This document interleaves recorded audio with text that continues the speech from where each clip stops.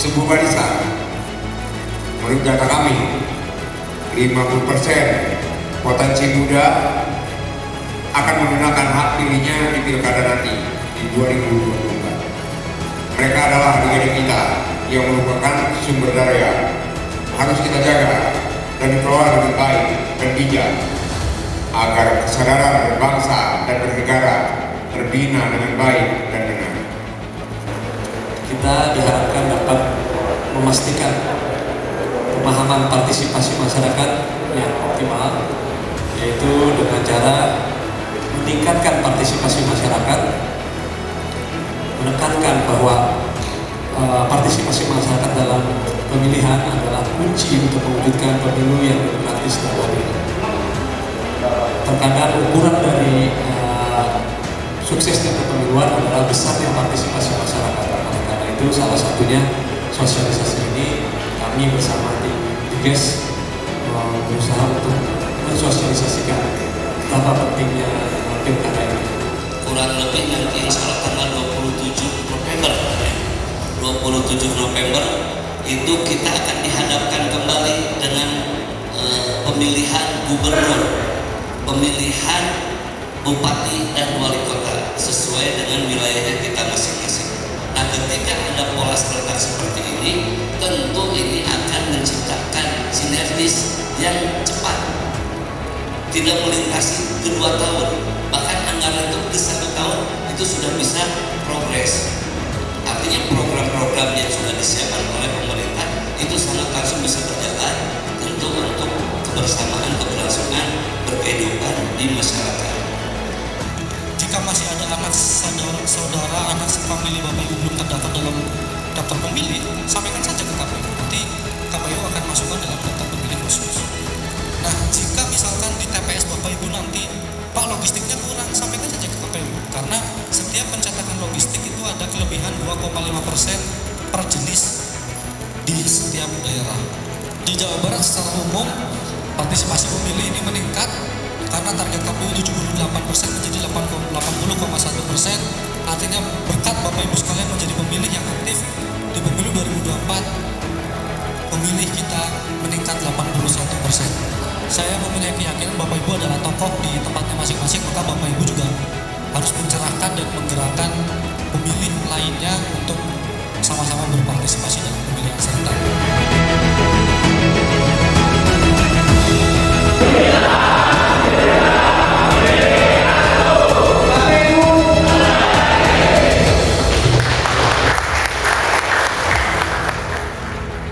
Tantangannya satu berkaitan dengan pengetahuan dan kepedulian.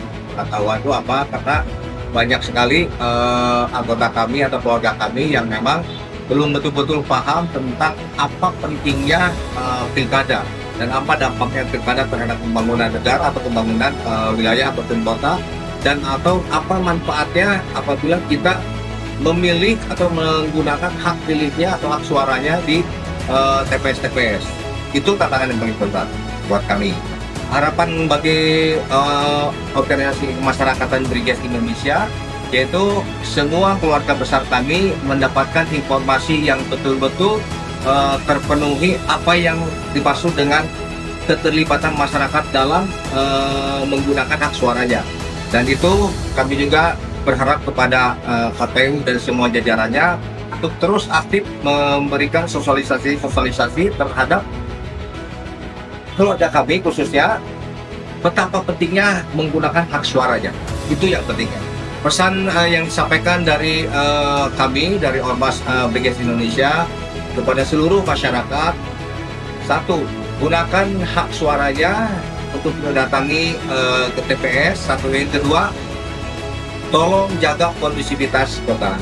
Siapapun yang dipilih atau siapapun yang akan dicoblos, pastikan bukan berarti bertanding, bukan berarti berkompetisi, tapi kita bersaudara untuk membangun wilayah daerah masing-masing.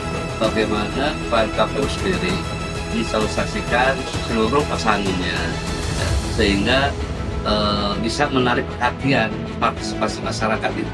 Dan yang keduanya, ini program itu bagaimana benturan yang terjadi nanti di lapangan ini yang memang yang sering terjadi, ya biasanya yang terjadi di perhelatan ini ada benturan-benturan seperti itu. Dan ini memang harus disiasati bagaimana caranya kita merekrut.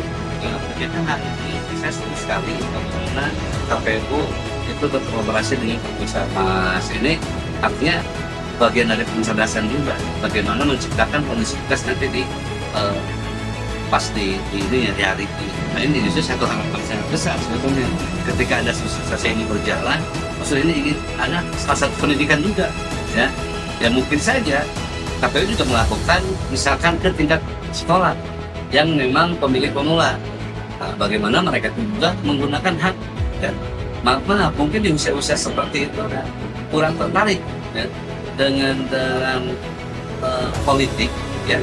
Nah, saya berharap juga KPU itu bisa bersosialisasi ke sekolah-sekolah yang memang usianya sudah menjelang di 17 atau 18 nah, harapan itu untuk masyarakat juga sendiri sebenarnya mudah masyarakatnya karena apa? Karena di tingkatan masyarakat sudah ada tokoh-tokohnya karena masyarakat melihat tokoh ketika tokohnya bicaranya berangkat insya Allah berangkat. Nah ini juga di samping ada tadi anak-anak sekolah terus sosialisasi ke tokoh-tokoh itu juga untuk masyarakat khusus di Jawa Barat. Saya berharap ini adalah momen terbaik buat kita semua mencari pemimpin sehingga kita paham, kita tahu arah pembangunan dan pelaksanaan pemerintahan yang dibawa kemana. Tentu disinilah masyarakat melihat dari 4 kandidat ini kira-kira yang layak, yang pantas untuk menjadi pemimpin membawa Jawa Barat ke arah yang lebih baik, itu yang kami. Tantangan terbesar pertama adalah bagaimana menarik partisipasi masyarakat ikut serta berperan aktif dalam proses pemilihan. Yang kedua, karena lokasi atau daerah yang sangat luas, kita harus memastikan semua catatan sampai kepada masyarakat tingkat paling bawah. Maka perlu mengaktifasi teman-teman penyelenggara pemilu juga sampai tingkat bawah dari segi TPS ataupun PTK atau KPU Kabupaten Kota.